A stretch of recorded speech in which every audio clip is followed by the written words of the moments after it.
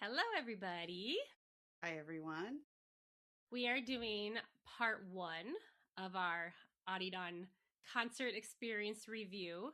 We've been planning on doing this for a while. Next Sunday, the August 30th, I think it is, after we both get back from Chicago.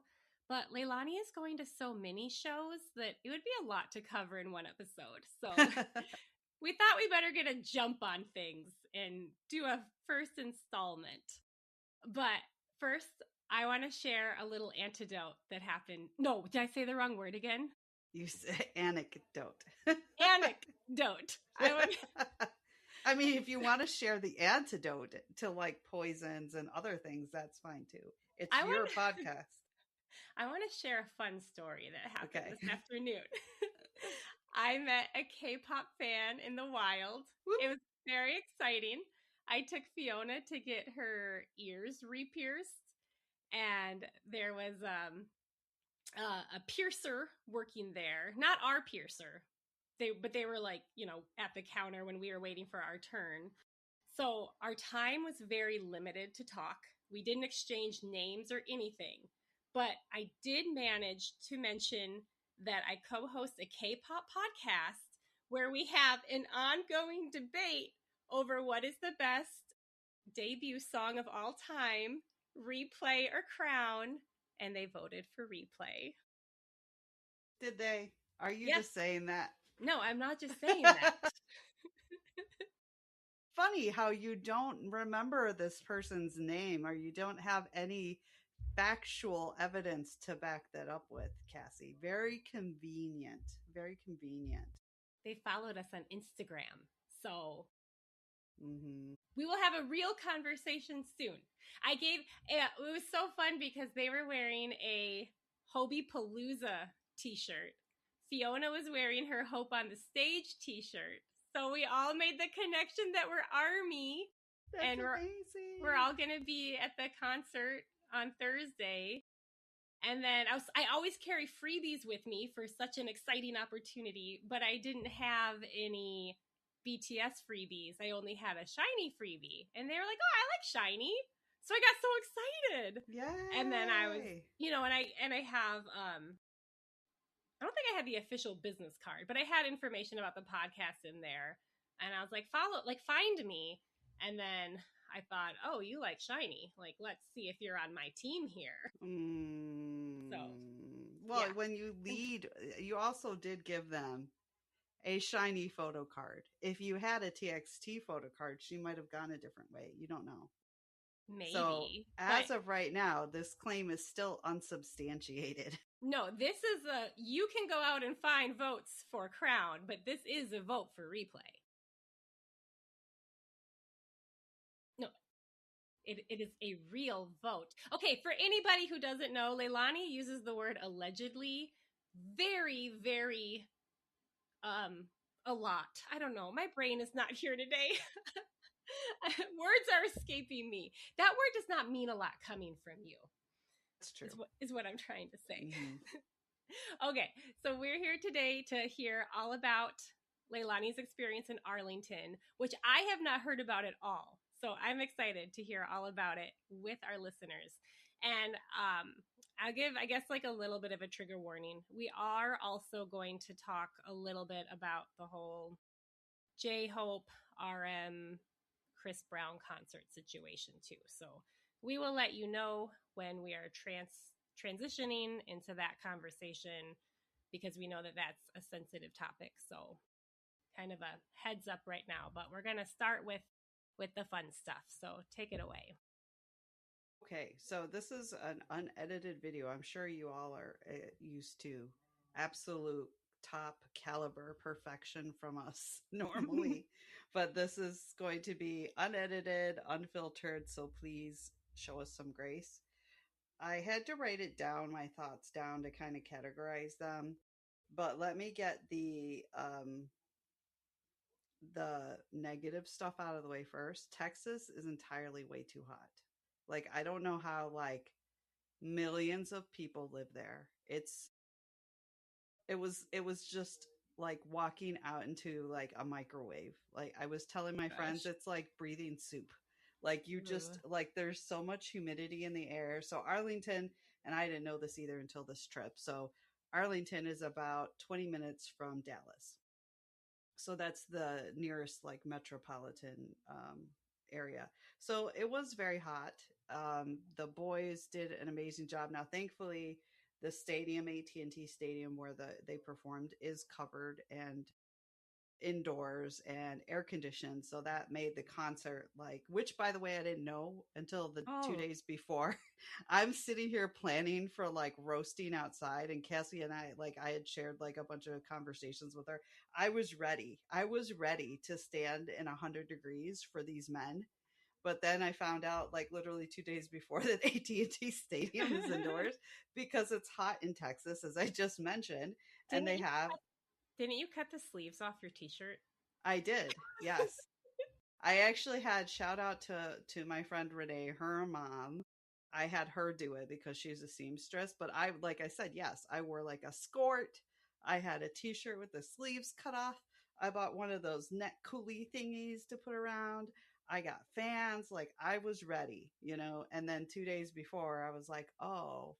And then it made sense when I got there because people were like, yeah, Texas is hot. You can't have the football team playing in 103-degree weather. And I guess some little known team called the Dallas Cowboys or something plays there. I don't know.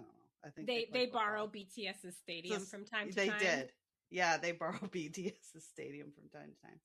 So, as far as the concert, I would say that I feel like I'm just now coming out of the shock of it. Like the whole thing was just like I still can't describe it. It was like amazing. It was great, but it still took me like that whole night. I was so tired, but I was so wired. And then I was just laying in bed like, did this happen? Did I see them? Did this, like, what is going on? And so it was, I think it did. It took me a couple of days to like get like more the shock to wear off, and then really remember like the details of the show. It went by so quickly. I swear it was like waiting, and then like that. It was just so quick. And it was over. So it really was a great show and a great experience.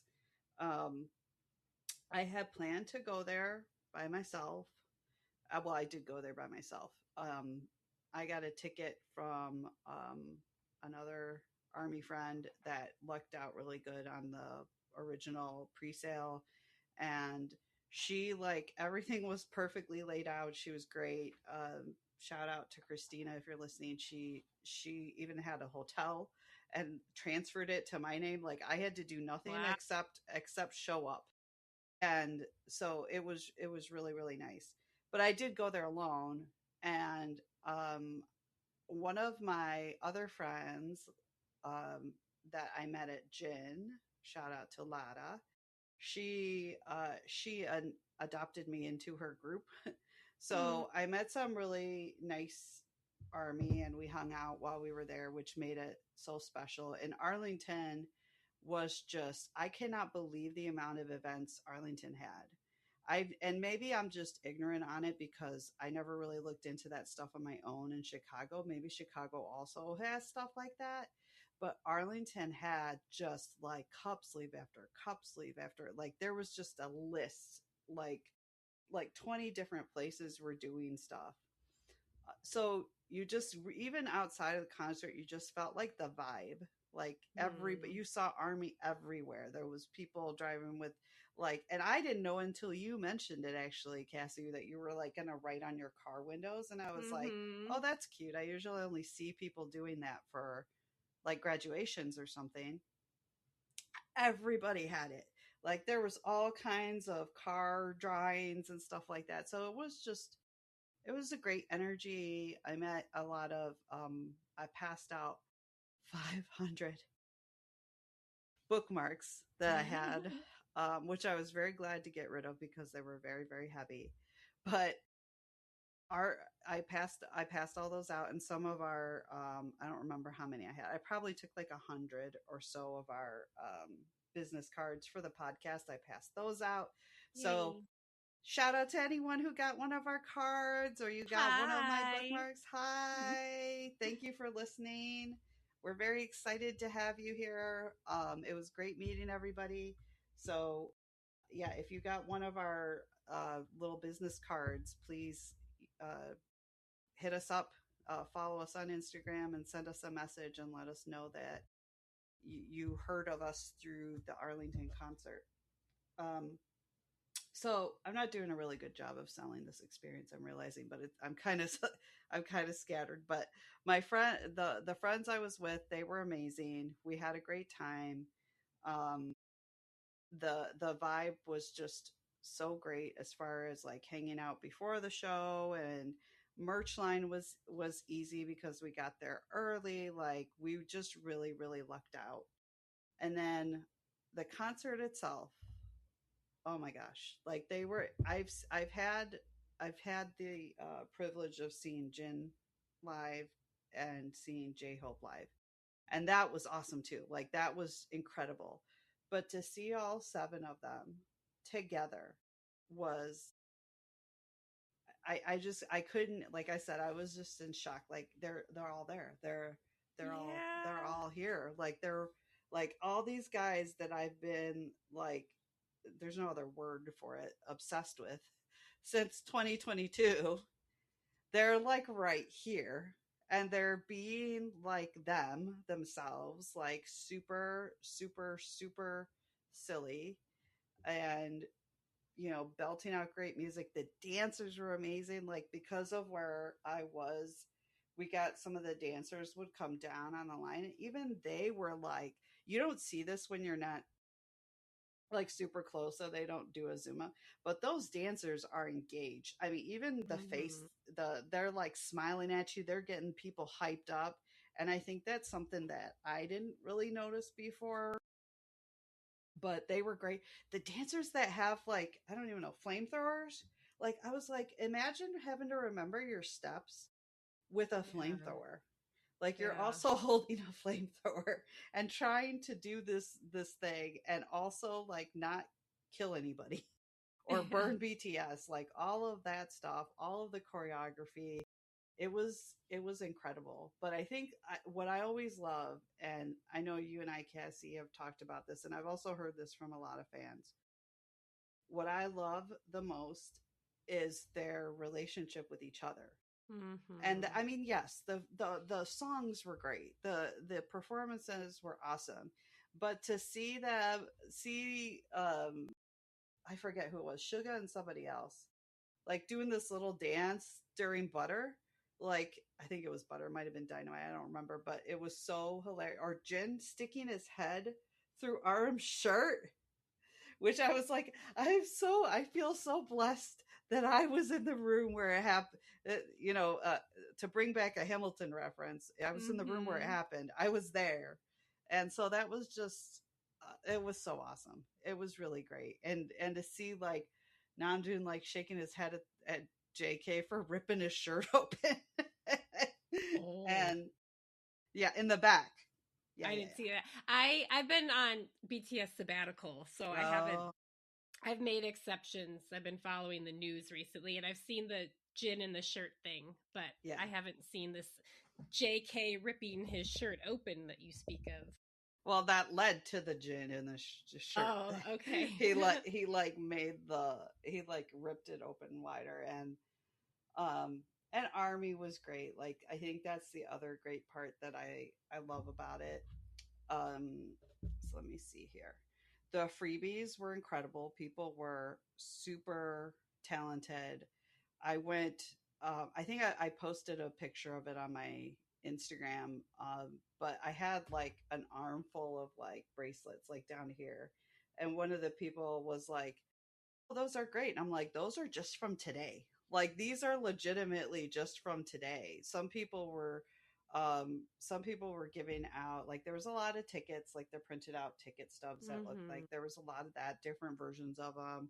People were doing photo cards, people doing the bracelets, and then somebody had, and I don't know if they made them or they bought them, but they had these little pouches like coin pouches that they made with the, and pardon my ignorance, I should have looked it up, but you know the knots that they make, those beautiful knots that they Mm-hmm. make, with one of those hanging underneath Oh, it. wow. And then a bunch of people were giving out little tiny light stick keychains. So then I attached that Wow. to my light stick. So I had like two or three like by the end of the day. Like it was, and it was great just talking to people. And I saved some, and I highly recommend this. I saved some. I took some freebies with me when I went out to like the cup sleeves, and I would pass them out, and Mm-hmm. people would get so excited. Like people would just be like, "Oh my god, this is so great." And I'm like, "Is that what I look like when I get a freebie?" Like cuz I do get really excited. And then I saved some for after the concert when Mm-hmm. people were walking by, and there was somebody that there was like a little I don't know, he's probably 12 or 13-year-old boy, and he came up to, like, I could see him like eyeing me while I was sitting there waiting for my friends, and um and he finally came up, he's like, could I have one? And I was Oh. like, of course you can. And then I saved some for the airport. So as I was Oh. walking, I think I saved like maybe not a lot, like no more than 20. But you can see us. We're wearing the jerseys. We have a very particular look. We have certain types of purses with certain types of things hanging off of them. So that was super nice. And then I met an army that we friended each other on Instagram, that she lives like 20 minutes from me. She was Wow. flying back to Detroit too. Yeah, so it was just a really nice experience. So the concert was amazing. I don't know if I'd have. Well, my favorite part was Jen sticking his head through. Now I'm doing stir. If I was gonna say, I don't know if I have a favorite part, but that was my favorite part. And I also really loved um, being able to do "I'm Your Hope" with Oh. j-jope. I was like, that was so cute. And I subsequently had a really rough voice on Monday when I got, or Tuesday when I got back to, when did I get back to work? Monday. Um, well, I got back Monday. I started work Tuesday, and the first meeting I had, I was like, whoa. And my colleague was like, "Are you okay?" I'm like, I was doing a lot of screaming, a lot of singing. But I think my favorite memory from this was like it's a good way to describe the wonderful things that about Army. So AT&T Stadium has got to be one of the biggest places I've ever been in. Like for those of you that are in Michigan and Detroit, Little Caesars Arena is the only thing I can think of, and I'm pretty sure that AT&T is bigger than that. So it's a huge place. So after the sound check, you have like 2 hours to kill easily. So I went to grab something to eat, and then after I was done eating, I went and was going to go back to my seat. But I saw they had these. I don't know how else to describe them. They look like giant ottomans, like these big cushy benches to sit on. And so there were two young ladies that were like laying down on the ottomans, like just out. And so I sat down and I was like, girl, you got the right idea. She's like, yeah, girl, lay down. And so I was like, you know what? I am going to lay down. So I like lay down, and not, you can't really doze off because it's just, there's too much going on, but you can Right. just rest for a minute. And then another army came over with this older army. She appeared to be like in her 70s. And so I thought for some, in my mind, I was like, oh, is that a mother and daughter or whatever? And so the other lady, the older lady, had like her food in a little box, and she's like, "Do you mind if we sit down here?" And I was like, "Yeah." So I got up and I sat down.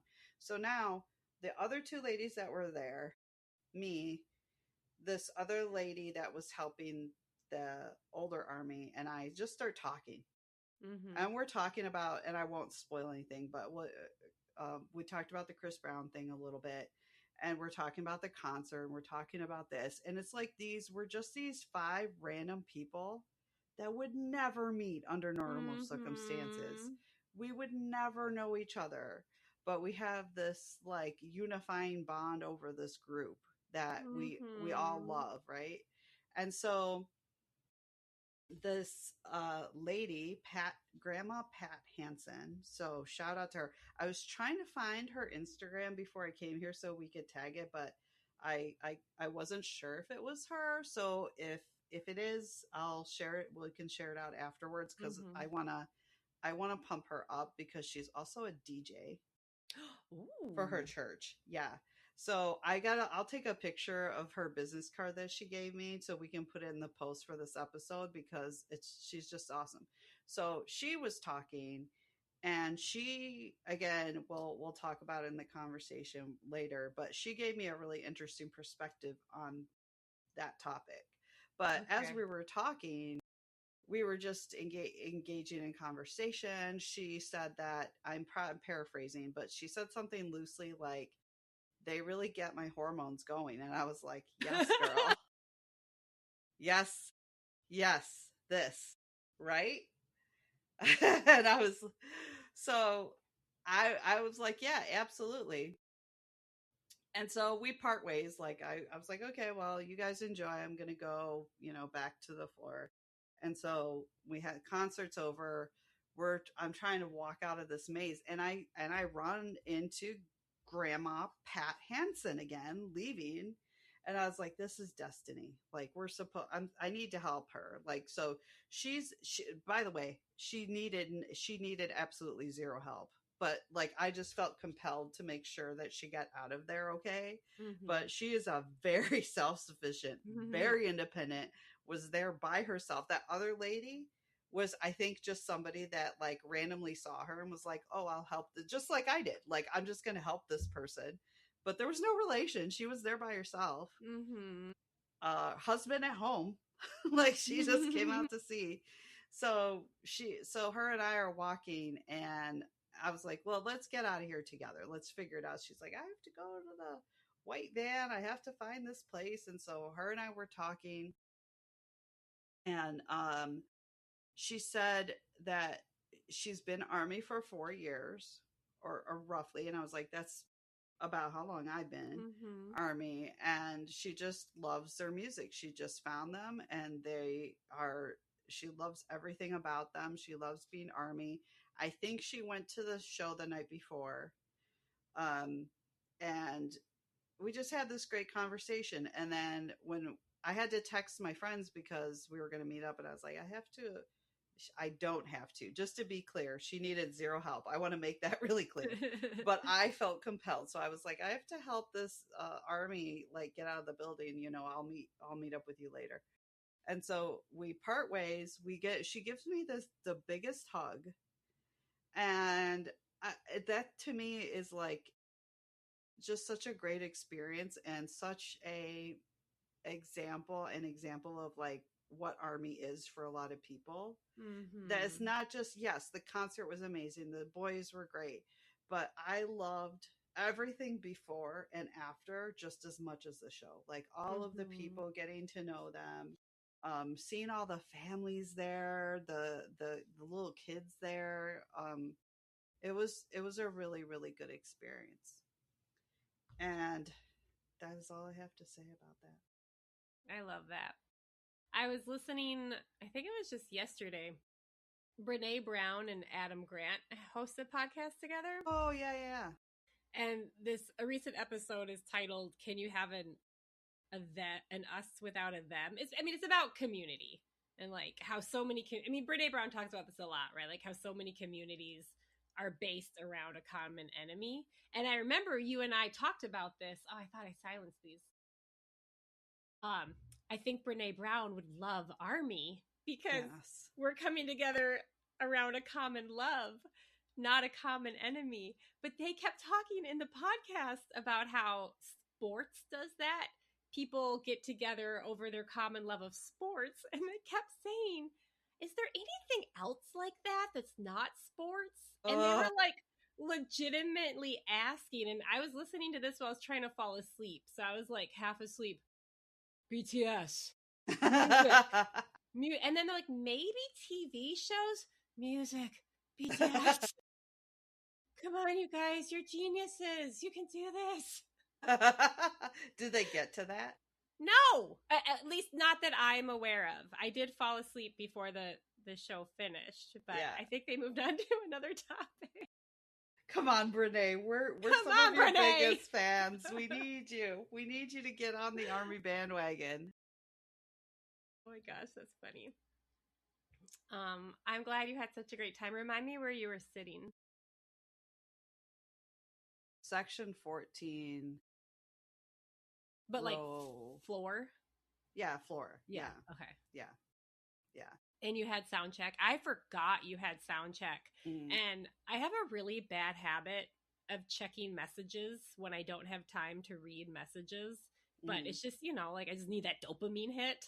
And so I was like in a conversation with my husband. And I'm like, well, I'm just going to look at Messenger real quick. And I see a message from Leilani and I click on it. And it's pictures of Jimin taken with her own phone. And I'm like, holy fuck. I had completely forgotten that you had sound check. I was not expecting pictures like this until later.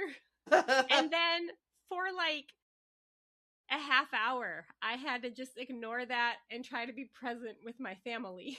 That must have been so hard. It really was. It really was. I really need to stop looking at stuff when I don't have time to look at stuff. Yeah, he was like out of this world. Like, he's just stunning. Are you and Jin okay now that you have seen Jimin with your real eyeballs?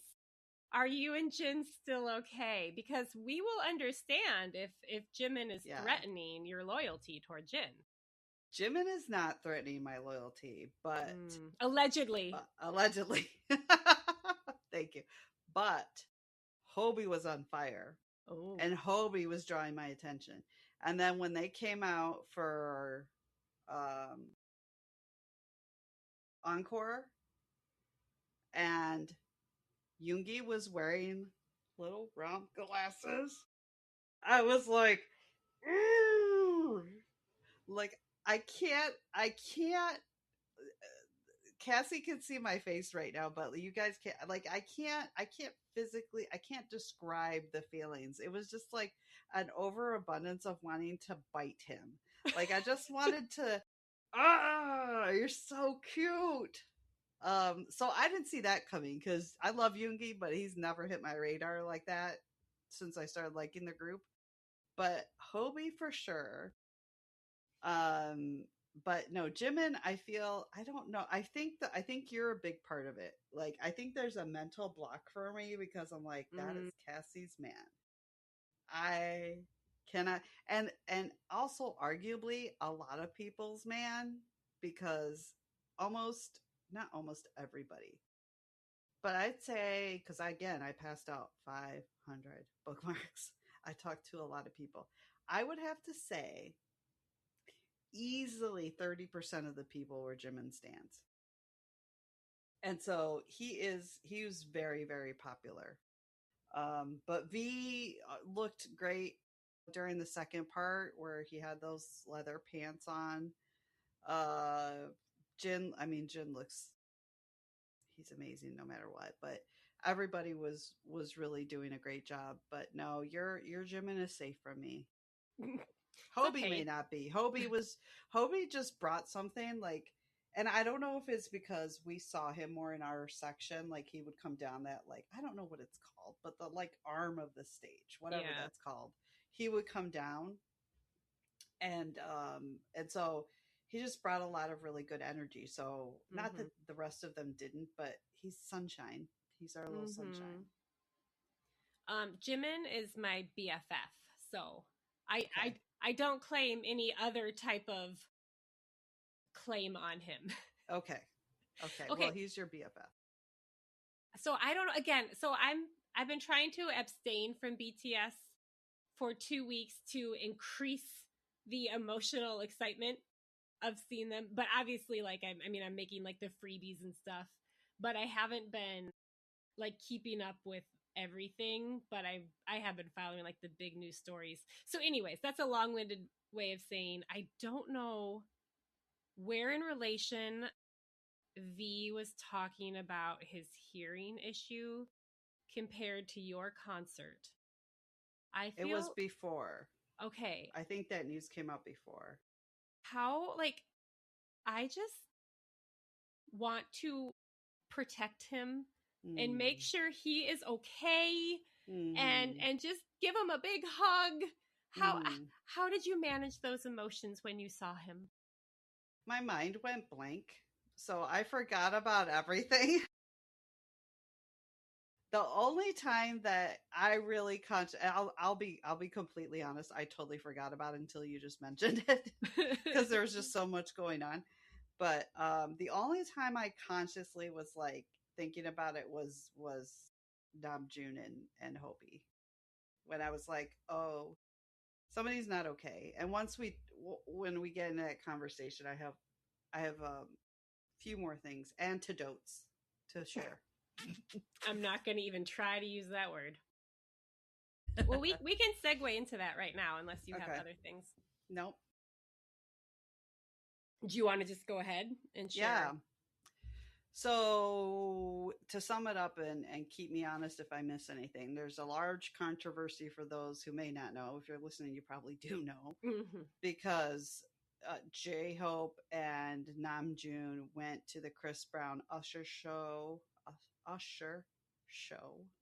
and got it. RM took a picture with Chris Brown and tagged him in it, and then posted it to his social media.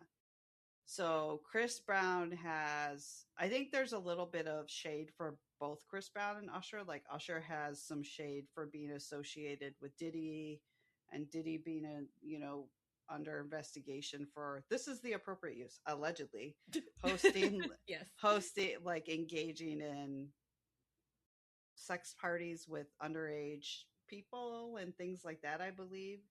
And then Chris Brown, domestic violence with Brianna, like just not a great, not the best male role models. And so for Namjoon, somebody in particular, Namjoon, I would say that I wouldn't say he holds himself up that way, because I do honestly think he's a very humble person, but that others hold him up as a male role model. A lot of people were really upset and disappointed with their decision.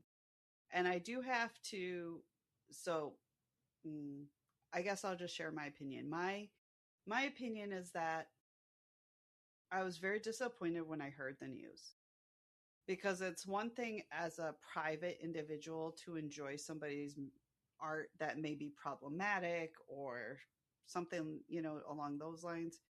It's a whole other thing to publicly tag them in your posts and share that you're with them when, like, there's substantiated evidence that he engaged in domestic violence. Like, it's hard.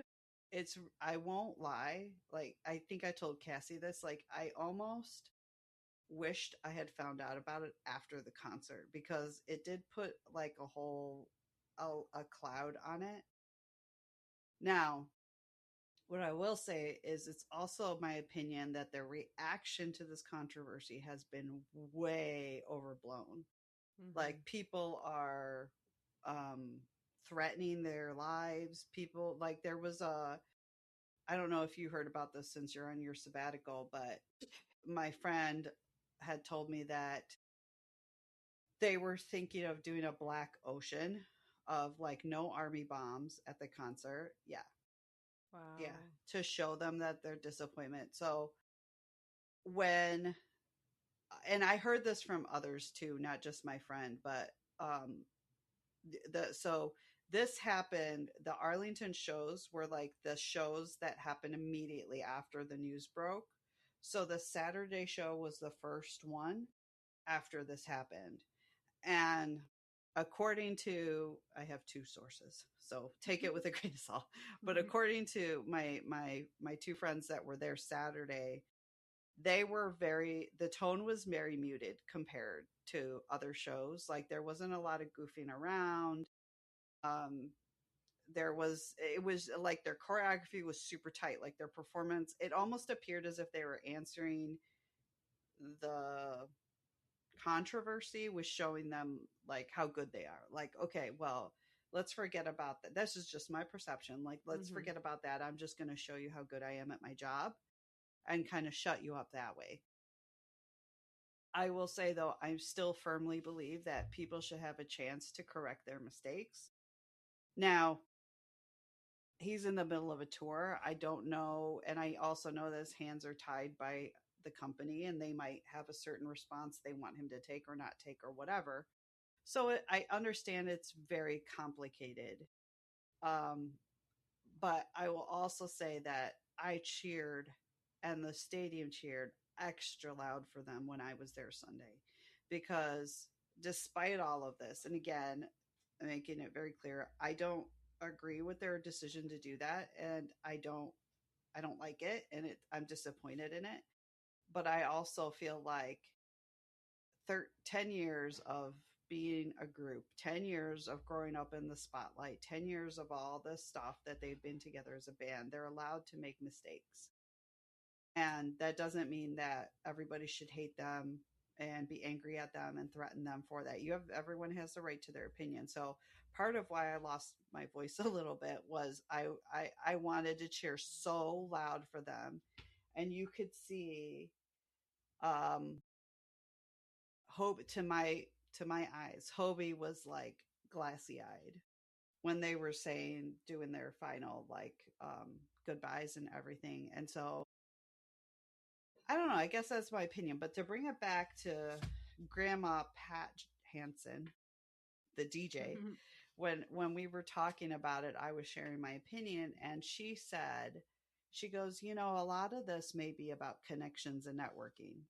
Like whether we like it or not, Chris Brown is a popular artist, so is Usher. This might have been a strategic move to, get into that market. I don't agree with that. I still don't agree with it. But it did make it go, okay, like that just was a perspective I hadn't thought about. So that's kind of where I sit with it. I'm very sad that the decision that they made the choices they made. I'm equally sad that some army have chosen to react in this way. So it's just a sad thing altogether. Like I don't like that he did it. Chris Brown to me is not somebody that should still have a public voice, be allowed to have a public voice. Yeah. In my opinion, but BTS for sure has done intentional work to fight against a lot of toxic masculinity standards. And so just like what I would hope anyone would do with me is look at a pattern of behavior that I've done over time instead of just like micro focusing on like, something I did when I was 16. Right. And I'm not saying this is the case. I know they're adults, but I made some bad choices and I would hate to be held for one of those bad choices. What do you think, Cassie? What's your take on it? I have a lot of thoughts. So first of all, I want to just sort of like set an intention because my biggest fear in podcasting is that I'm going to unintentionally say something that is hurtful to somebody because as we are literally talking about right now, you can have like the most pure intentions, but if you do anything publicly, like somebody could be triggered by something you say. And this is a very sensitive topic. So I just sort of want to acknowledge that that this is a sensitive topic and my intention is to speak with respect about it and And, you know, you and I both talk about a lot. Like if we miss the mark on something, you literally just said that. Like you hope that somebody would tell you, like, we're open to feedback, we're open to reflecting, and we're trying to create a safe listening experience for everybody. I am a little bit nervous about talking about it, but I think it's so important. So I've just been like chewing on a lot of thoughts about it. And so I'm wearing my t-shirt. Leilani and I have friendship t-shirts. Hers says both and mine says and, because we're really big on the idea that two things can be true at the same time, even if it might seem like they oppose each other. And I think that there is just so much both and here. I never want. Okay, well, first of all, let me say something I realized last night was that I honestly keep forgetting that Hobie was at that concert. In my mind, this is between me and my husband, Kim Namjoon. And which illustrates kind of what you just said. For me, I think I just hold him to a higher standard than I do most human beings. I apologize for all that pinging. I thought I put on Do Not Disturb. I did put on Do Not Disturb. I don't know why it keeps pinging, but this is our unedited episode, so thank you everybody for giving us grace. Yeah, so I will have to examine that more in myself. Why am I like not even thinking about Hobie? But it really, I just, and maybe it's because too, like you didn't mention the Pixel project. Yeah, I wanted to let you do that too. Yeah. He was listed. So and I'm not super familiar on this, so I won't talk about it too much, but my understanding is the Pixel Project is an organization that does a lot of advocacy work around ending violence against women. They've had this list, maybe annual list, I'm not sure, of 16 celebrity male role models. And Namjoon was one of them who has been suspended indefinitely from that list because of this association with Chris Brown. And they waited a week to enact that suspension to see if he would make a public statement about it, and then went ahead and suspended him. So maybe that's too why I just think about it more with him, because Hobie was never on that list, so he's not getting that kind of attention. So I'm mostly, if I'm not talking about J-Hope, it's just because I forget he's involved in this. But I never want them to have to apologize for being human. I truly believe at the end of the day, they're just two guys who wanted to enjoy a concert.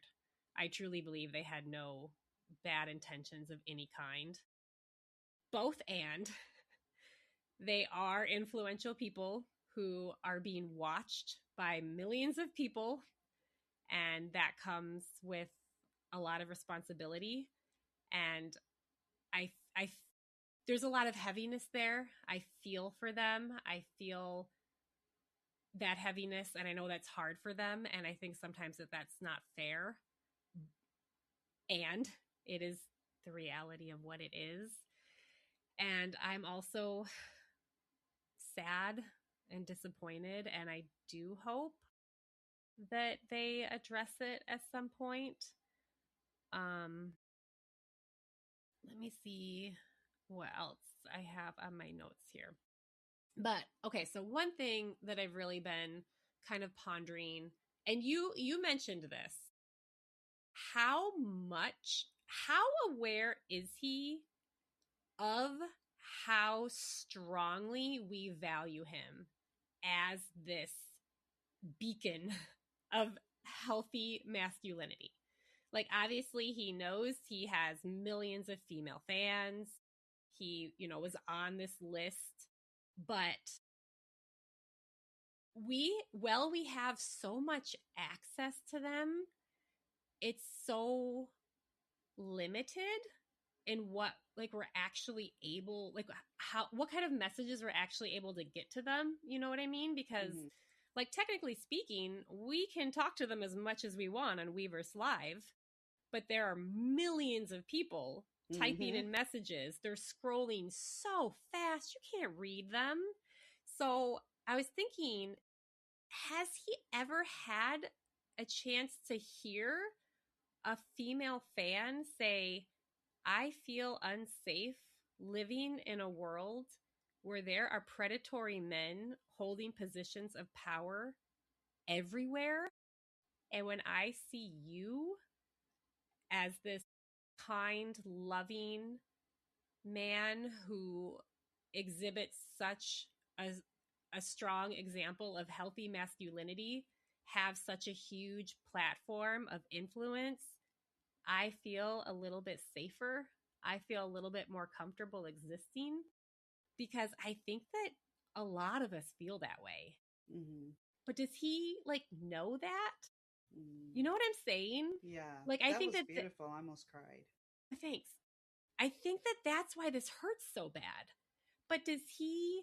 You can't type that on a Weaver's comment. You know, like you can't put that on a sign at a concert.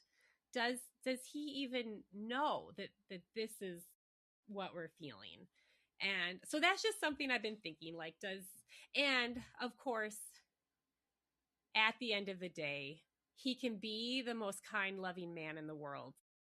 He's still a man. He hasn't experienced life as a woman.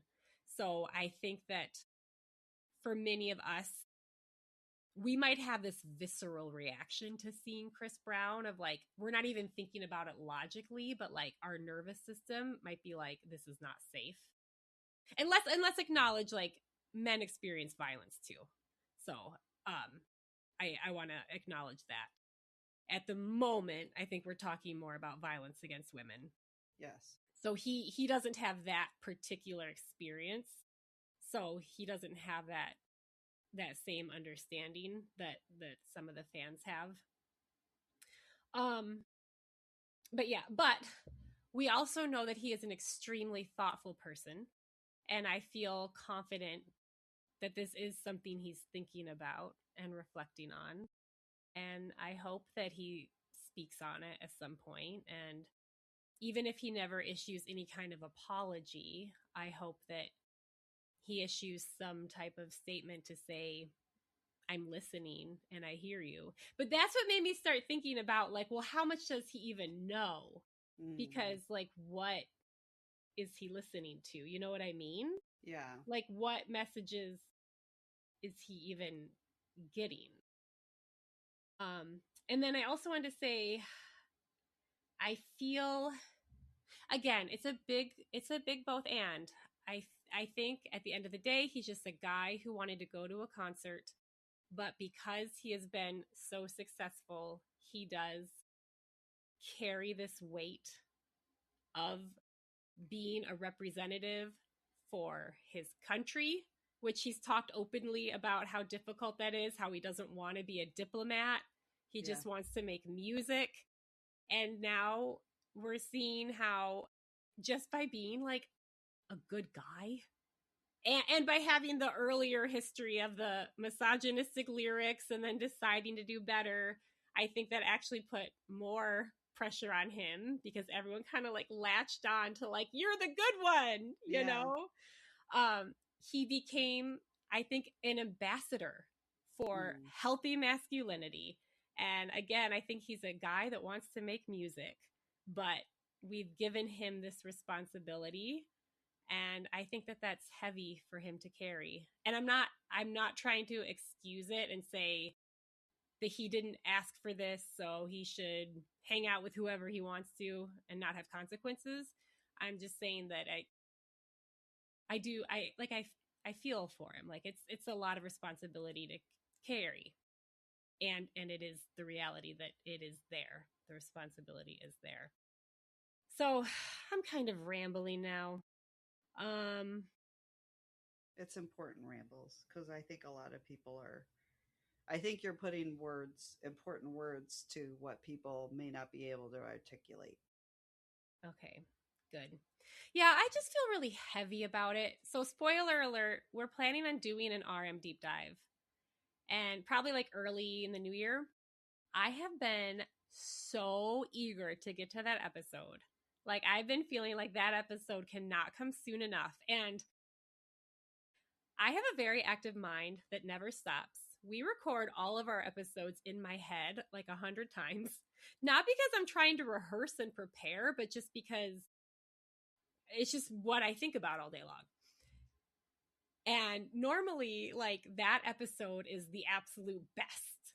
I love pretend recording our Namjoon deep dive. But the last couple of days, it's just like there's been a little bit of a cloud hanging over it. And again, like, I don't ever want him to feel like he has to apologize for being humans. Humans are not perfect. Sorry, now I'm stumbling. But it's sad.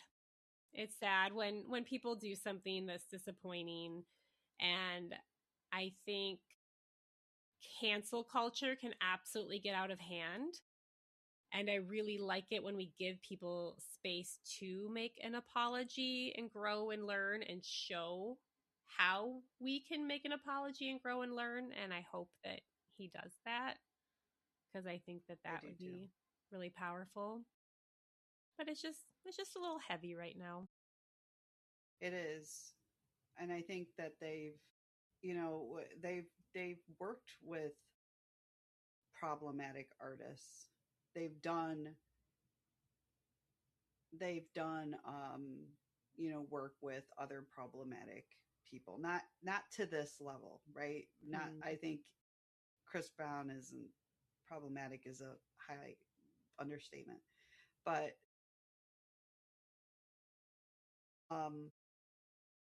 I think this was hit so hard because this wasn't like, you can always kind of excuse away if they record a song with somebody that you're like I will make no bones that I'm not a Jack Harlow fan, did not like that collab at all whatsoever, not even a little bit. But you can kind of go with maybe that was the company's decision, that was something that he didn't really have a huge choice in the matter or whatever. But this was a very personal decision on their part. It appeared to be. So I think that's where it's disappointing. But I don't want to end on a womp womp note. The reason that we're so, I think I can't speak for everybody, but the reason I'm so disappointed is because you hit it on the head. Like, Namjoon does make us feel, BTS makes us feel safer in a world that you are unsafe walking out the door as a woman, or as insert your group here, as a woman, as someone in part of the LGBTQ community. If you, I will step off my high horse. For a lot of communities, it feels very unsafe to walk outside every day. It feels like something you have to get through. And so him and BTS in general create a space where we feel safe being ourselves. And so when that's threatened by his actions, it does hurt. But we have to remember the reason we care so much is because they do mean so much to us. But they are still just 7 normal boys from Korea. They are still just humans that are going to make mistakes. And I would hope for forgiveness if it were me. If I, like I was saying earlier, we've all done stuff where,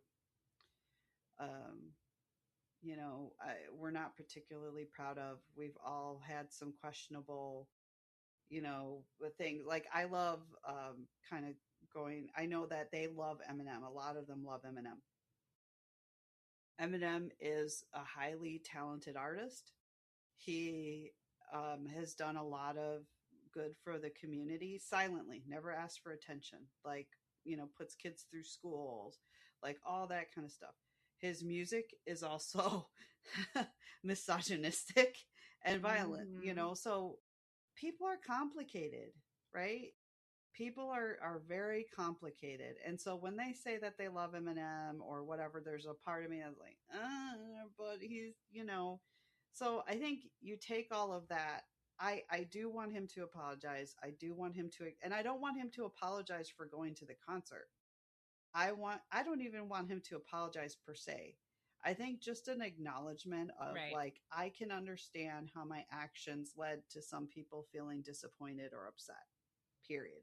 That to me would be huge. Like, you don't Yeah. owe us an explanation of why you went. You don't owe us an explanation of what's the level of your relationship with Chris Brown. That's to up to you and your conscience at the end of the day of how you live your life. That's not my business. But as an ambassador, unwittingly or not, for this healthy masculinity, I think obligation's not the right word, but I would hope that he would feel a sense of obligation to say, like, I've got to talk about the elephant in the room. But all that said, I am still Army. I still love Yeah. them. I'm still going to support them. And that won't change unless they do. And, you know, Cassie and I have joked before, like, we both want BTS tattoos, but this is the kind of stuff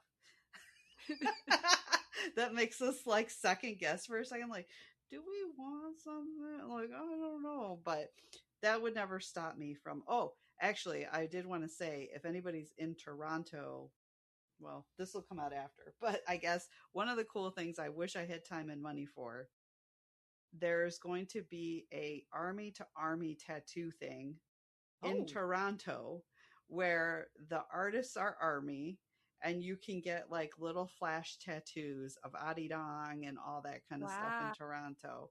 I saw it in the events and I was like, because this trip is like unexpected for me, I'm like, no bougie food for you. You get like snack bars and apples and that's your dinner or whatever. But I thought that was so cool. I wish they would do something like that here. Like, it would be cool to get a BTS tattoo, period. But Yeah. imagine getting it from Army, Yeah. That is from really cool. someone that would love it. Anyway, Well, rant over.